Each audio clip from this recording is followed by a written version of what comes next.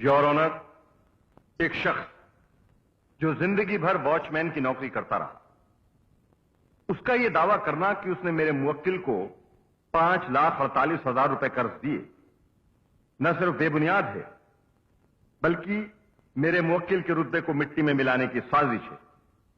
इसलिए your honour, मैं अदालत से दरखास्त करूंगा कि मुझे कुछ सवाल पूछने की इजाजत दे। प्रोसीड। तुम्हारा नाम? सरजीत सिंह साहब। अमर से तुम्हारा क्या रिश्ता है जिसके ऊपर तुमने केस किया हुआ है? कुछ नहीं हुजूर। वो तुम्हारा कुछ नहीं लगता? नहीं। मतलब उससे तुम्हारा कोई वास्ता नहीं है? कोई नहीं साहब। अगर तुम्हारा उससे कोई वास्ता नहीं है तो तुमने इतनी बड़ी रकम उसे कर्जे में कैसे दे दी? क्यों साहब, नहीं देनी चाहिए थी ना? एक अनजान आदमी को कोई इतनी बड़ी रकम कर्जे में नहीं दे सकता। ऐसा कहा साहब, अमेरिका इंडिया का कोई मामा चाचा तो है नहीं, तो काहे अमेरिका इंडिया को इतना कर्ज देता है? हा? तुमने एक बहुत अच्छे पॉइंट की तरफ इशारा किया, लेकिन जब अमेरिका इंडिया को कर्जा देता है तो उसकी लिखा पढ़ी होती, दस्तावेज होता है, सबूत होता है। क्या तुम्हारे पास ऐसी कोई लिखा पढ़ी है, दस्तावेज है, सबूत, सील ऑर्डर है? है हुजूर। कहां है? लिखा पढ़ी और दस्तावेज हमरे माथे पर पड़ी बदनसीबी की लकीरें हैं। सबूत हमरे दिल की पीड़ा है, और सील ऑर्डर हमारी बेबसी है साहब। दुनिया की कोई भी अदालत इस दलील को कबूल नहीं करेगी। अगर तुम्हारे पास कोई सबूत है तो जज साहब के सामने पेश करो। ऐसा कहा हुजूर, आप जिंदा हैं? शराब क्या बकते हो? हमरे साले ने कहा कि कल रात आप मर गए। तुमको दिखाई नहीं देता मैं जिंदा हूं या मर गया? पर ई का सबूत है कि आप जिंदा हैं? मेरी सांसें। तो ऊ को निकालकर दिखाइए ना और पेश कीजिए जज साहब के सामने। भला सांसों को कोई कैसे दिखा सकता है? हाँ, तो हम भी अपने माथे पर पड़ी हुई बदनसीबी की लकीरें आपको कैसे पढ़वाएं? दिल की पीड़ा का सबूत कहां से पेश करें? बेबसी का सील ऑर्डर आपको कैसे दिखाएं? मिस्टर मनसुखानी, इसका जवाब दीजिए। नहीं नहीं साहब, हम इसे नहीं उनसे पूछेंगे। तुम्हारा वकील कौन है? कहा हम अपनी वकालत खुद नहीं कर सकते माई बाप? कर सकते हो। ए मुन्ना, वकील साहब सबूत मांगत है। हम और हमारी सरकार ने एक वक्त खाकर आधे कपड़ों में गुजारा करके अपनी 25 साल की सर्विस की सारी तनख्वाह, पत्ता, ग्रेच्युटी, बोनस, बख्शीश सब तो हर पढ़ाई में खर्च कर दिए। तो हर कपड़े, तो हर किताबें, तो हर ऐसो आराम में खर्च करती है। नंगे हो गए हम, सफा चट। और अब जब हम अपना पैसा वापस मांगत है तो वकील साहब सबूत मांग रहे हैं। बोल दे मुन्ना, बोल दे कि तू सबूत है। बता दे वकील साहब को कि तू सबूत है मुन्ना, बता दे। मैं वही कहूंगा जो मेरे वकील ने कहा है। मतलब तुझे कुछ पता नहीं? मेरे ऊपर किसी का कोई कर्ज नहीं है। ई का मतलब हमने तुझ पर कुछ खर्च नहीं किया? मुझे यही कहना है कि मुझ पर किसी का कोई कर्ज नहीं है। हुजूर, ई का कहना है कि इस पर किसी का कोई कर्ज नहीं। हमने ई पर कोई पैसा खर्च नहीं किया। बिल्कुल ठीक बोलता है। अब हमें याद आया कि ई बचपन में जेबे काटता था, नारियल चुरा कर बेचता था, मंदिर की दान पेटी का ताला तोड़कर पैसे निकालता था, नारियल चुरा कर बेचता था, उससे अपने कपड़े सिलवाता था, दान पेटी का पैसा चुराकर अपनी किताबों के पैसे देता था, अपनी पढ़ाई के पैसे देता था। बोल हाँ कि ना? ये सब झूठ है, सारा झूठ है ये सब। ठीक है, ठीक है। अगर ये झूठ है तो तुमने पढ़ाई कैसे की? बोल, अब बोल। चलो, तुमने चोरी नहीं की, कर्ज नहीं लिया, लेकिन खाने, कपड़े, किताबों और फीस के लिए पैसे चाहिए ना? इन सारी चीजों के लिए तुम्हारे पास रुपए कहां से आए? वो तुम्हारे किसी दोस्त ने दिए, किसी रिश्तेदार ने दिए, या तुम्हारे माँ बाप ने दिए? हाँ, बहुत हो गया हुजूर, बहुत हो गया। क्यों वकील साहब, आप सबूत मांग रहे थे ना? मिल गया जज साहब को वो सबूत। नहीं और ये सबूत नहीं हो सकता। ये तो हर मां बाप की जिम्मेदारी है। क्या अपने बेटे को पाल पोस कर बड़ा करने की आपकी जिम्मेदारी नहीं है? बिल्कुल है साहब। या अपने बेटे को पढ़ाना लिखाना एक बाप की जिम्मेदारी नहीं है? क्यों नहीं साहब? तो फिर वही तो तुमने किया है। किसके लिए? अपने बेटे के लिए। हाँ? हमने बरोबर सुना नहीं साहब। किसके लिए? मिस्टर अमर के लिए। वो कौन है? मिस्टर अमर कुमार, तुम्हारे बेटे। ये आपसे किसने कहा? तुमने। हमने? देखा जज साहब, देखा वकील साहब झूठ बोलते रहे। क्या हमने कभी आपसे या इनसे कभी ये कहा कि ये हमारा बेटा है? नहीं। तो फिर तुम क्या कहना चाहते हो कि अमर कुमार तुम्हारा बेटा नहीं है? नहीं। तो फिर कौन है?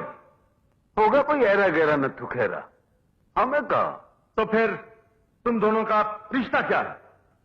हम देनदार हैं, ये लेनदार हैं। हमने कर्ज दिया, इन्हें कर्ज लिया। नहीं और ऑनर, ये सिर्फ दिखाने के लिए भोला भाला बन रहा है, मगर है बहुत होशियार।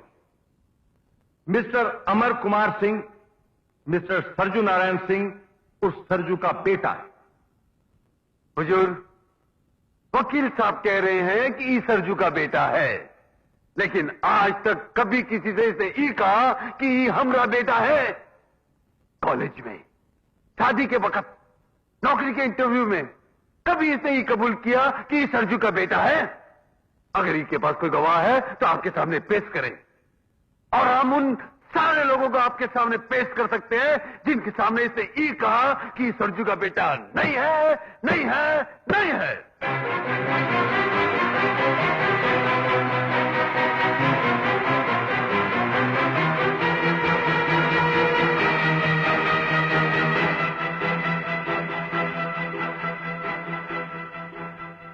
योर ऑनर, तमाम गवाहों के बयानात सुनने के बाद मुझे ऐसा लगता है कि मेरे मुवक्किल मिस्टर अमर कुमार सिंह ने सरजू को कभी बात नहीं कहा, और सरजू का गुस्सा भी जायज। इसका तो सीधा और सिंपल इलाज यह है कि मेरे मुवक्किल मिस्टर अमर कुमार सिंह अदालत के सामने मिस्टर सरजू को अपना पिता कबूल करें। क्यों सरजू, ठीक है ना? हुजूर, ये हमें पिता कहेगा तो हमें जन्नत मिल जाएगी, हम दुनिया के सबसे बड़े राजा बन जाएंगे। नहीं साहब, नहीं।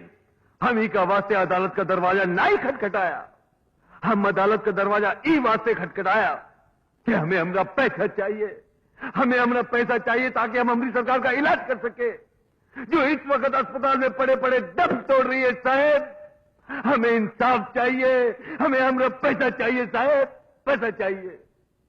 Court is adjourned.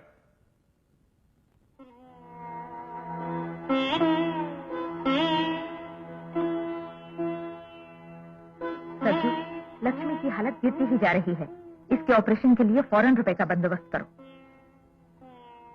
डॉक्टर निजी, हमें इंसाफ जरूर मिलेगा। हम कैसे भी करके अपनी सरकार के ऑपरेशन के लिए रुपया लेकर आएंगे, रुपया लेकर आएंगे डॉक्टर निजी, लेकर आएंगे।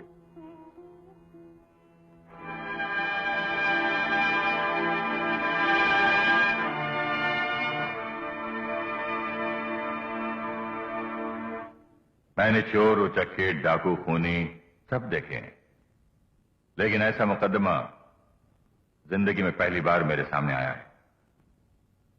कानून की किताबों में कुछ पन्ने खाली हैं जो शायद ऐसे मुकदमों के लिए रखे गए हैं। मैं ये फैसला कानून के बाहर आकर सुना रहा हूं ताकि आने वाली पीढ़ियों के लिए मुकदमा एक मिसाल बन जाए। वो नालायक बेटा जिसे उसकी मां ने 9 महीने अपने पेट में रखा और 25 साल तक अपना पेट काट कर खिलाया, पिलाया, पढ़ाया, लिखाया, और वो बेटा जो अपने मां बाप का खून पसीना पीक कर बड़ा हुआ, वो अपनी जिम्मेदारी लेने से इनकार कर दे तो उसे सजा मिलनी ही चाहिए। لیکن باپ کا دل بیٹے کے لیے سزا کی بات سوچ بھی نہیں سکتا. اسے صرف معاوضہ چاہیے. اس لیے میں نے فیصلہ کیا ہے کہ آج سے 1 ہفتے کے اندر مسٹر امر کمار سنگھ شری سرجو نارائن سنگھ اور سرجو کو 5,48,000 روپے چکائیں یا اپنی غلطی قبول کر کے عدالت کے سامنے معافی مانگتے ہوئے اپنی ماں کے آپریشن کا سارا خرچ اٹھائیں اور جب تک ماں باپ زندہ ہیں ان کی دیکھ بھال کریں. ان دونوں میں سے شری سرجو نارائن سنگھ کو جو بھی فیصلہ منظور ہو مسٹر امر کمار سنگھ اس پر عمل کریں. نہیں حضور، نہیں، ہمیں دوسرا نہیں، ہمیں پہلا فیصلہ منظور ہے. اتنا سب ہونے کے بعد اگر ہی ہمیں باپ قبول کرے گا تب بھی ہم ہی کا بیٹا قبول نہیں کریں گے. ہم ہی کا، ہم جیسے تمام غریب ماں باپ ہی کبھی منظور نہیں کریں گے صاحب. رکشہ والا ہو، مزدور ہو، بیرا ہو، موچی ہو، یہ سب غریب اپنا پیٹ کاٹ کاٹ کر اپنے بچوں کو بڑے اور مہنگے اسکول میں پڑھاتے ہیں. کاہے حضور؟ اس لیے کہا کہ یہ بچے بڑے ہو کے اس بات سے انکار کر دے کہ یہ غریب ماں باپ کے بچے نہیں، وہ ان سے نہیں کون اور سے پیدا ہوئے. صرف اس لیے کہا. ہر ماں باپ کا سر فقر سے اونچا ہو جاتا ہے جب کسی رکشے والے کا بیٹا افسر بنتا ہے، کسی کسان کا بیٹا کلکٹر بنتا ہے، کسی کانسٹیبل کا بیٹا کمشنر بنتا ہے. لیکن ایسی اولاد پیدا کر کے ہمیں شرم سے سر نہیں جھکانا ہے. ہم ساری دنیا سے فریاد کریں گے کہ ایسی اولاد کو جات پار کرو، ان کا بہشکار کرو. لیکن بھائی باپ، ہم آپ کے آگے ہاتھ جوڑتے، آپ کے پاؤں پڑتے، ہمیں ایسا بیٹا نہیں چاہیے صاحب، ہمیں ایسی اولاد نہیں چاہیے.